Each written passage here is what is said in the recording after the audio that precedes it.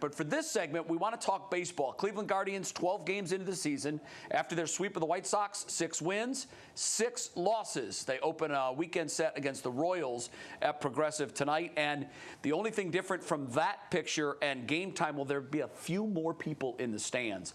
It's astonishing to me. Just a few. Opening day, you're packed at 35,000, and the next day you can almost count them yourself. Yeah. And yesterday, too, because it's cold, and this is not baseball weather. But hopefully it's a Friday night. We'll have a little bit better crowd tonight than we did yesterday and then Wednesday night as well. Biggest surprise so far this season, what's it been for you? For me, it's been the defense, or lack of the defense. They've among the league leaders in errors. They're averaging just under an error per game. They have 11 errors in 12 games. Last year, they were much more middle of the pack. The biggest culprit is Jose Ramirez, who's a phenomenal fielder. He had 9 errors all of last year. He's already got 5 this year. Wow. So, is it the cold? Maybe. But the left side of the infield has 8 of their 11 errors between Roku and Jose Ramirez. And that's supposed to be the best part. That's supposed to be, your shortstop's supposed to be your most sure-handed guy. So ultimately, I do think it'll be cleaned up. I don't think it's going to continue.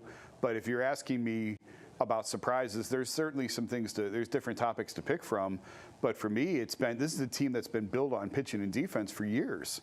And they've been really, really leaky defensively, particularly from guys that you wouldn't expect it.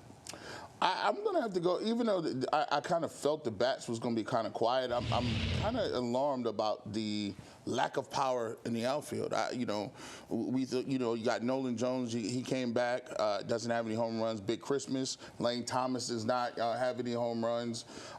Even guys like Schneemann, that don't have any power. And I thought there was going to be a little more infusion of the power, especially if you were going to platoon those guys out in right field. It just hasn't, come to fruition. I think it kind of balances out a little bit because Jose has started a little hotter than he usually has. Usually he struggles in the month of April, but he's been, hitting the ball out of the park. But I'm just, as I look at it, if the Guardians are at 6-6 right now, if they're going to get into it and continue to go, they're going to have to get some power from those positions, especially the corner outfielders. And you can't let Quan have more home runs than the rest of the guys in right field. That's just not going to be optimal. So I'm kind of alarmed that the power isn't where it is. I didn't expect them to hit, 10, 15 home runs by now, but at least I was looking for something in terms of when you got Nolan Jones and Lane Thomas back, that they would be hitting the ball a little harder than they are right now. Yeah, you know what? When I started thinking about this, I'm like, this season's filled with surprises. Yep. And most of them are disappointments.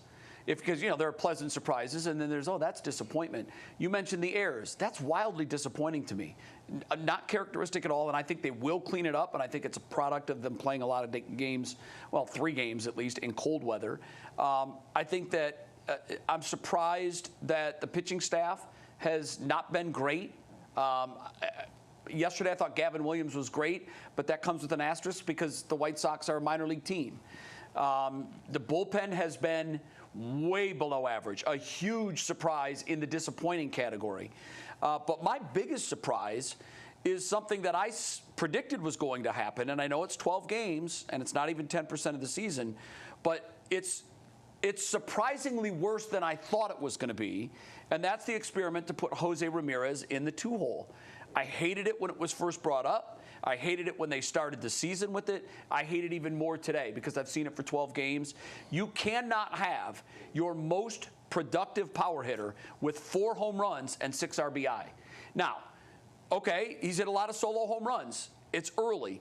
But too many times he's coming up the bat with nobody on base. And that's what you get in a 2-hole hitter, particularly when you've got the 8 and 9 hitters that are. And when Hedges is in the lineup, it's almost like you don't have a hitter in that spot. It's an automatic out.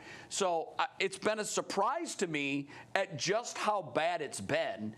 And he typically starts slow. But the fact that he has 4 home runs, you'd like to see someone with 4 home runs with at least double-digit RBI, at least, because that means he's one of your best power hitters, and you're putting him in a spot where he can do the most damage. I think I love what we've gotten out of other bats in the lineup, but this isn't going to work. I don't think that they should go with this long term. I hope the experiment ends sooner than later, and he's got to be in a position to hit with more guys on base. Who are they moving there if they're going to take him out of the 2 hole? Well, I keep thinking it was going to be Rocchio, and Jason said in the YouTube show that you're still buying stock on Rocchio, and I am too. I think that his mistakes on the bases and in the field, I want to think that those are just aberrations, and that he's going to be okay at both of those spots. And I've seen signs that he has good at bats. I think he's still going to be a very good hitter for the Guardians. But I would move Rocchio into that 2 spot, and the guys that are hitting behind him are still hitting. It's not like they're not hitting right now. I just don't want him in the 2 spot. Rocchio's expected on-base percentage is over 300, so he's just been a little bit unlucky, is what that means to this point. Hopefully that changes and regresses to the mean in a good way. I hope so.